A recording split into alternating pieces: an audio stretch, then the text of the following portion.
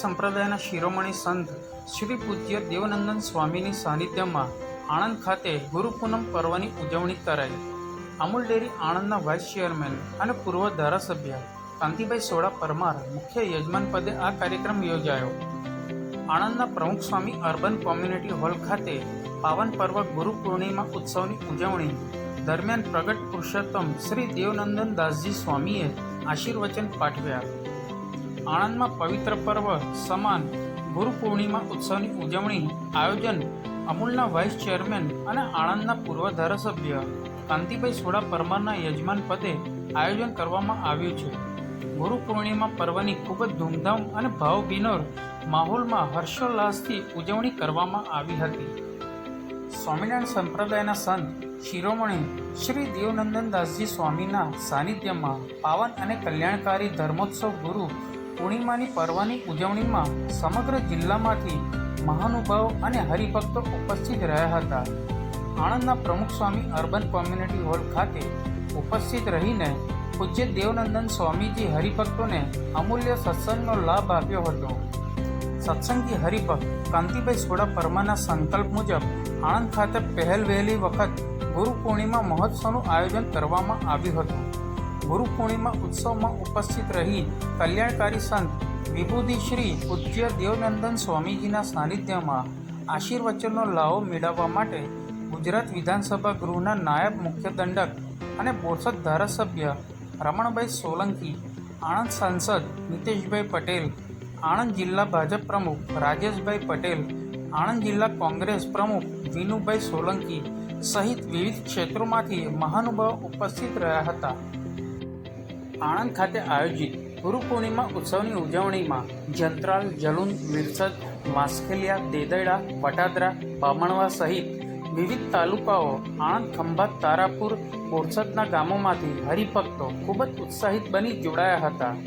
પૂજ્ય દેવનંદન સ્વામીજીના આશીર્વાદ અને સથવારે જીવનનો ઉદ્ધાર પામેલા દરેક હરિભક્તો ગુરુ પૂર્ણિમા ઉત્સવની ઉજવણીમાં આનંદ સાથે જીવન કલ્યાણકારી અને સુખમય બની રહે તેવા અદ્ભુત સત્સંગનો લાવો મેળવી ધન્યતા અનુભવી હતી.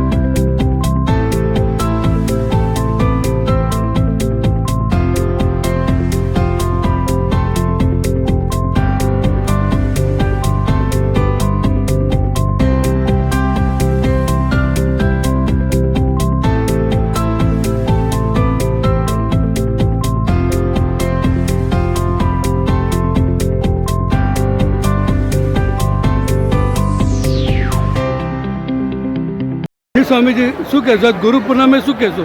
બસ ગુરુ પૂનમે એ જ સંદેશ આપું છું કે ગુરુનું જે આચરણ હોય, જે દિવ્ય આચરણ હોય, જે કલ્યાણકારી આચરણ હોય, એ ખરેખર જો અનુયાયીઓ જેનામાં શ્રદ્ધા રાખતા હોય, જેને ગુરુ માનતા હોય, એ એનું અનુકરણ કરે, એના જીવનમાં ઉતારે, જીવે, તો જ સાચી ગુરુ પૂનમ ઉજવી કહેવાય. જય સ્વામિનારાયણ.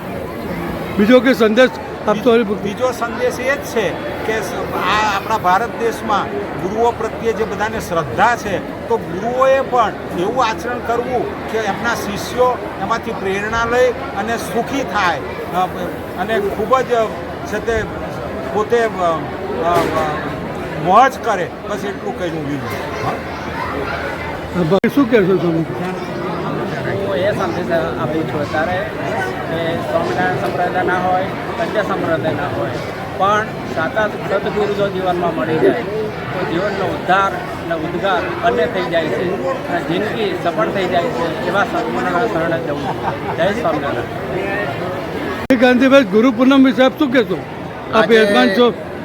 ગુરુ પૂર્ણિમા નિમિત્તે સ્વામિનારાયણ સંપ્રદાયના તમામ હરિભક્તોને અને પ્રજાજનોને અમારા ભાવથી અને ઘણા હેતથી જય સ્વામિનારાયણ સાથે ગુરુ પૂર્ણિમાની શુભેચ્છાઓ.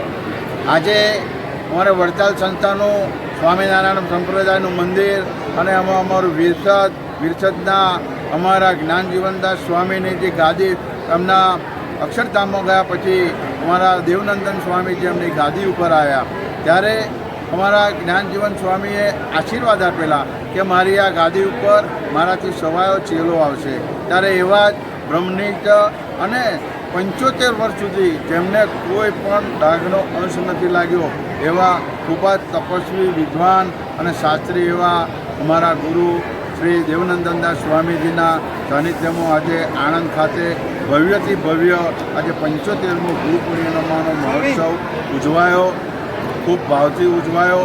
આણંદ, ખેડા, પંચમહાલ, મહીસાગર અને સમગ્ર ગુજરાતના સ્વામીજીના હેતવાળા અને જે સ્વામીના સત્સંગથી જે ગુરુ બન્યા છે અને જે એમની કંઠી ધારણ કરી છે એવા 5 થી 7 હજાર જે સત્સંગીઓએ આજે આ મહિમાનો લાભ લીધો.